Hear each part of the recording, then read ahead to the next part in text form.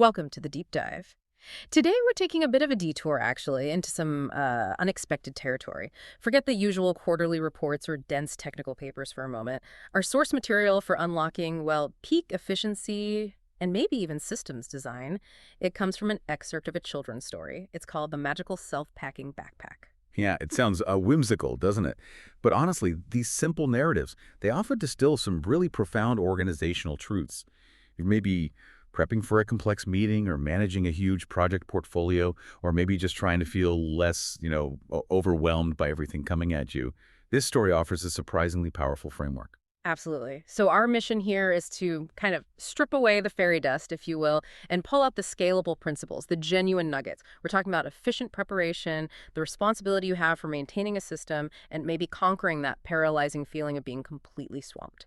And we're using the story of this kid, Milo, and his, well, magical backpack as our structure for this dive. Right. And the initial scene, it just sets the stage perfectly for that feeling of professional overload. We meet Milo the night before school starts, and the vibe isn't cozy at all. It's pure chaos. Yeah, the story uses really effective imagery to get that stress across. You hear about books stacked like wobbly towers, crayons rolling off into who knows where, and his backpack, the actual tool he needs, it just sat slumped in the corner like a tired turtle. You can almost feel Milo just staring at it, paralyzed. That imagery, it's instantly recognizable, isn't it? For anyone facing a complex deadline or a messy project, those wobbly towers, they aren't just books. They really represent the cognitive burden of having disorganized information everywhere. It's like this visual cue screaming at your brain. There are too many separate tasks here, and you don't have a clear process. And that feeling, that loss of control, is what kills productivity.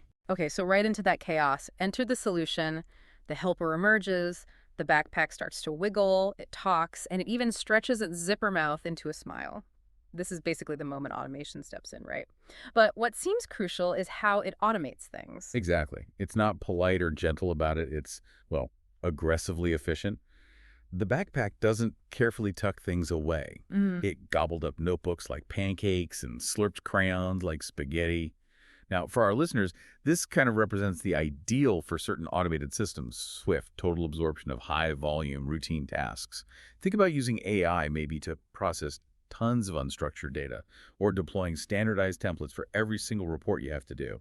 The goal is just to ingest the raw stuff without needing human intervention for every little bit. That makes sense for, high volume inputs. But here's where I see a mini danger. Doesn't rely completely on this magic risk making people dependent. Making Milo, or, a professional in their job, neglect the basic discipline of keeping things tidy in the first place. Ah, that's the critical tension, absolutely. But the source material, interestingly, it immediately pushes back against that fear. It does this by stressing prioritization even within the automation. Amidst all that gobbling and slurping, the backpack catches his sneakers with a big whip, and it chuckles, shoes first, in case we need to run.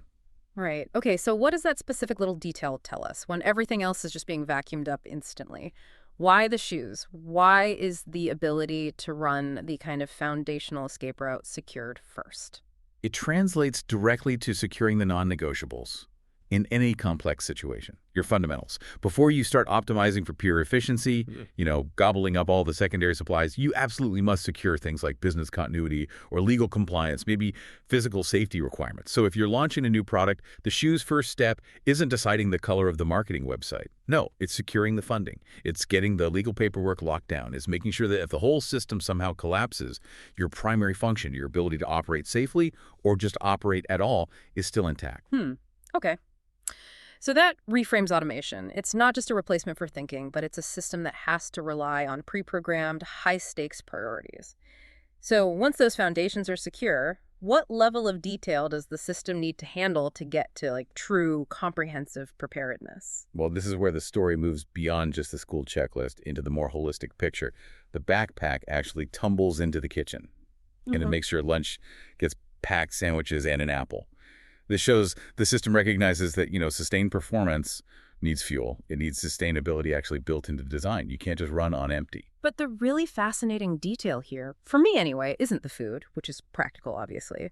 The source makes a point of highlighting that the backpack also packed a tiny note Milo's mom had written. Now, that's not a logistical item at all. That's pure context, isn't it? Emotional context. Exactly. That's it.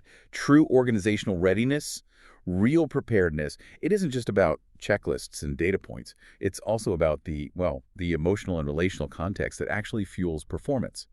For a leader, say, this tiny note is the equivalent of maybe acknowledging your team's hard work publicly, or ensuring psychological safety, or even just providing specific positive reinforcement before they tackle some high-pressure deliverable.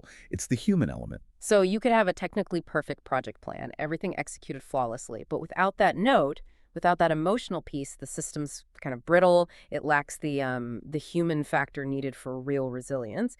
But how do you scale that seemingly small emotional detail across a huge organization? That's a great question. You do it by institutionalizing acknowledgement, by building it in. Making sure your systems, whether they're project management tools or just your regular meeting structures, actually carve out space for recognition and positive connection. That tiny note, it ensures Milo knows he's supported and valued. And that probably reduces his anxiety way more effectively than just having the list of supplies checked off ever could. And the immediate payoff really validates the whole system, doesn't it? Milo wakes up the next morning, no wobbly towers, no fear, just the backpack, quote, neatly waiting at the door, packed and ready with a proud little bounce. Yeah. So the system, once you fed it correctly, delivers actual peace of mind. Yes. The stress that was tied to the task inventory itself, it's just gone. Eliminated simply because the structure is now in place and working. It completely shifts the mood, doesn't it, from dread to maybe even anticipation. Okay, and the ultimate proof, the real test of preparation, comes when the system has to perform under pressure. When something unexpected happens, we see this play out at school. The teacher asks for pencils spontaneously, and the organized backpack just demonstrates its value right there. It unzips with a flourish, a ta-da, and hands Milo the pencil with a wink. That ta-da moment, that instant, effortless retrieval. That's the goal of all really good system design, isn't it? It's that ability to shine when there's a crisis or some unexpected demand, precisely because you secured the essentials first and you accounted for the context.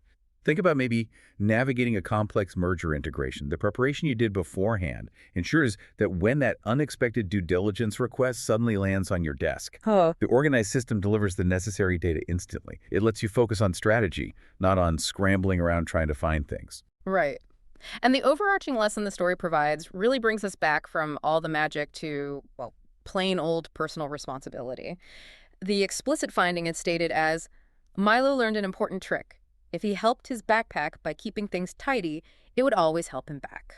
And this is basically the principle of reciprocity, but applied to systems ownership. So what does this really mean for you listening right now? It means your organizational tools, your dashboards, your software, your team structures, whatever they are, they might be intelligent, but they need consistent quality input from you. If Milo had just kept letting those wobbly towers build up, the backpack, even the magical one, would eventually fail or become less effective. The system needs maintenance. You kind of enable the magic of automation or just smooth functioning by accepting ownership over the quality of the input. Tidiness isn't just some chore, it's really the necessary cost you pay for efficient output later. If you provide clear data, if you define clear instructions, if you maintain some structure, the system responds optimally. It guarantees that proud little bounce feeling and helps you genuinely feel ready for anything. It's really the difference between, say, organizational outsourcing, just throwing the problem over the wall, and organizational partnership. You can't just dump all the complexity onto the tool or the system or even your team and then just walk away. You have to ensure the underlying environment, the input, is clean and maintained. When you define the rules of engagement clearly, then the system can perform aggressively and effectively on your behalf. Okay, so as we wrap up this deep dive into organizational wizardry, maybe let's pull out 3 core takeaways for everyone. Yeah. First, recognizing and actively eliminating those visible symbols of chaos, the wobbly towers, in your own world, that's probably a fastest route to reducing mental clutter and stress. Second, effective systems, our magical helpers, they really operate on a principle of reciprocity. High-quality automation, or even just reliable processes, they demand foundational, consistent, high-quality human input. You have to define and maintain the rules of tidiness, basically. And finally, comprehensive preparation, the kind that includes both the practical stuff and the contextual human stuff, the sandwich and the tiny note, that's what enables those instant ta-da moments, those moments of effortless success right when you need them most. It elevates routine execution into something that feels more like effortless performance. And the source material notes that this kind of preparedness makes Even chores can feel like an adventure. Hmm. So maybe consider this provocative thought as you approach your next complex set of tasks, whatever they are. How can you start adopting the mindset that those small, maybe routine acts of organization, things like structuring your meeting agendas clearly, standardizing your reporting formats, or simply taking a moment to give your team targeted recognition and spent?